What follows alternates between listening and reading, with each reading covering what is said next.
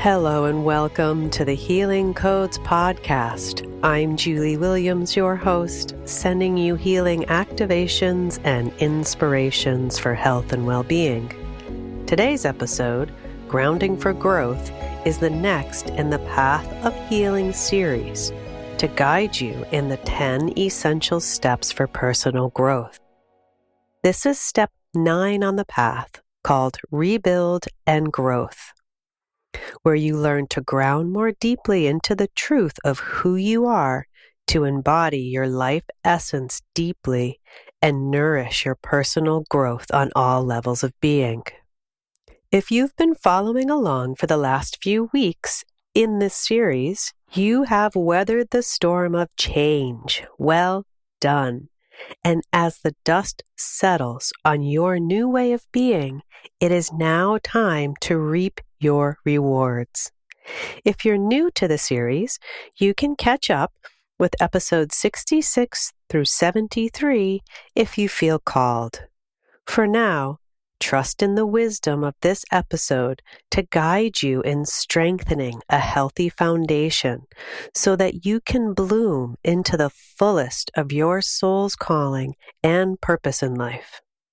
You can also access each podcast episode with a companion blog post from my website, www.consciousness-medicine.com. The 10-step healing path is based on my clinical experience of working with thousands of clients over the last 2 decades. While everyone's path is unique to them, there are some general milestones that people walk through along the way. It is these milestones I call the path of healing. Let's do a quick review of the previous steps before we jump into going more deeply with the next one. The healing path begins with preparation, which is intention setting for your journey, both your present state experience of what you want to let go of and your desired state experience for what you want to create are important to outline. This was covered in episode 65, The Power of Intention. Once the intention is clear in your heart, building up a strong set of tools for self-care to support you in making deep and lasting change is the next step. This is covered in episode 67, The Self-Care Guide. Step 3 begins the releasing process with detoxification, which allows you to release what isn't yours from your field to make your personal transformation more smooth and effective. This is covered in episode 68, Soul Detox. Release is the next step, where you let go of the things that hold you back by finding gratitude and celebration for what you've learned from them. This is covered in episode 69, Letting Go. The magic happens in step 5 with the transformation phase, which is more of a being than a doing. With the preparation of the previous steps, you'll sail through this with a tailwind. This is covered in episode 70, The Transformation Guide, which includes a guided meditation to access the presence of healing state of being. Like any journey, taking time to rest is important, and the next 2 steps, replenish and integrate, focus on building your energy and allowing the change to take hold. This is covered in episode 71, Soul Recharge, and episode 72, Integrating Change. The last episode, Healthy Habits, describes step 8 of the path, giving practices for how to create positive habits and release old ones that no longer serve your greatest good. This brings us to step 9, Rebuild and Grow. This is the step where you allow yourself to build on the new way of being, using the old as a foundation to support new growth. Appreciating the old version of you is super important in moving on from it fully. When you can understand and fully embrace what you have learned from the old ways of being and appreciate how they have served you in the past, then the old way of being stabilizes and fertilizes the ground for the new way of being to emerge. Take a moment to reflect on your journey up to this point. How has an unwanted state that you are releasing brought you greater strength, resilience, and empowerment? For example, an old fear state that you may want to release is left over from a childhood safety pattern that you installed when you were younger. Fear of being seen, for example, helps keep one safe from conflict. Appreciating this allows you to drop more deeply into your safety zone, which is associated with the root or base chakra and is essential for grounding our energy and physical bodies. Through exploring your deeper fears, you naturally heal, expand, and balance your root chakra and cleared old childhood conditioning. This makes space for your current day self to activate your root fully and ground more deeply into your truth. Grounding practices are perfect for this step in the healing path, as it helps to install strength, stability, and safety to your new foundation. Some of my favorite grounding practices are having a mindful walk in nature, which means staying completely present with the sights, smells, and sounds and feelings that you have in every moment. This means no headphones or conversations that take you out of being fully present with all of your senses. I also like to listen to chakra frequency music. This time with headphones is best for the optimal effect. Yogic breathing practices like circular breathing and pranayama help to activate a spiritual connection, while simultaneously activating a deeper embodiment and connection to source within. Once the transformation has happened, there is a disintegration of the old structure of your body matrix as you rebuild and grow into the new. Just like a house that falls down when it is old, returning back to the earth, your soul self does the same. The good news is that all the pieces from the wreckage of the previous version of you are fully absorbed into the foundation of the new you when you fully appreciate how the past has served you in this current day now.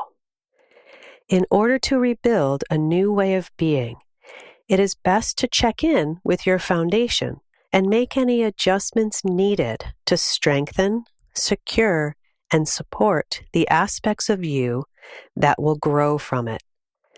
This is the time to dream big and let go of worrying about how you might achieve your goals and simply stay with the what of your goals. What I mean by this is, what are the characteristics of what you want to create? These are the characteristics of your desired state experience. What do you want to be thinking, feeling, acting, and doing? It is also an important time to reflect on your experiences of childhood that shaped your previous foundation, and with the wisdom, presence, and intention of a conscious adult, add anything that was missing or caused damage when you were younger, while also embracing the wonderful aspects of childhood where you were happy, playful, and curious. Many people find journaling helpful for this process, where you can release the old in writing and bring forward the new with written intentions. If you're not already working with a skilled therapist who can help sort through your past and assist you in releasing old beliefs, energy blockages, emotional triggers, and ancestral entanglements, then this is a good time to connect with someone, like myself, who can assist in supporting and building a strong new foundation and walk the journey with you in creating the new. At this stage in the healing path, it is important to put more focus on the desired state intention for what you want to create, rather than talking about the problem states that you want to release.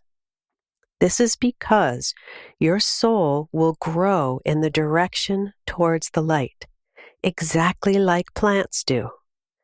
And if you don't supply enough light to reaffirm your goal of creating a healthy, happy, and abundant life, then your soul will be unable to grow fully into it. If you focus on the problem states too much, you'll starve yourself of that light, and this will have the same effect as it would to a plant with no sunlight. In order to do this, it takes a shift in the paradigm of how you think about healing. Is your approach to healing problem-focused, where you have to identify a problem in order to overcome it? Or is your healing process driven by opening up to receive as much life force energy as possible to access the energy you need to change and grow? Where you put your creative attention will dictate your healing path result. At this stage in the healing path, putting 20% focus on the issue and 80% focus on what you want to create will be far more useful than the reverse. As you grow into a new way of being, challenges from echoes of the past may appear and is completely normal. Rather than thinking about it as self-sabotage, I encourage you to stay with a positive mindset and see it as an opportunity to reinforce your choice of a new way of being while retaining the resources you've gained through your past difficulties. This takes time, practice, and dedication. Keep your focus looking forward because that is the direction you are going. Often, as we transition into a new way of being, there may be sparks that fly within ourselves or with others who got used to the old way of being. I've seen this happen so many times with my clients where they struggle to hold a new way of being because their partner, family, boss, or children have become attached to the old way of being. This is also very normal and part of the reverb involved in making these deep soul changes. As you stay the course with creating, thinking, and acting and being from this new way, you will gain strength, courage, and self-empowerment as a lighter, more harmonious way of being becomes who you truly are. Allow any adversity to be an invitation to strengthen your inner knowing of your truth and what you want in life. As you do this, you strengthen your energetic vibration of the new you, which eventually creates your reality around you, drawing to you the people, places, and situations that are harmonious, drama-free, and serve your greatest good. Thank you for listening today. I hope you're enjoying this series as much as I am enjoying making it. Tune in next week for step 10 of the healing path process. And if you'd like to learn more about me and my work, including upcoming events, on-demand courses, and one-to-one sessions, please visit my website, www.consciousness-medicine.com, where you can also sign up for my free e-newsletter and stay connected on social media from the links on the homepage.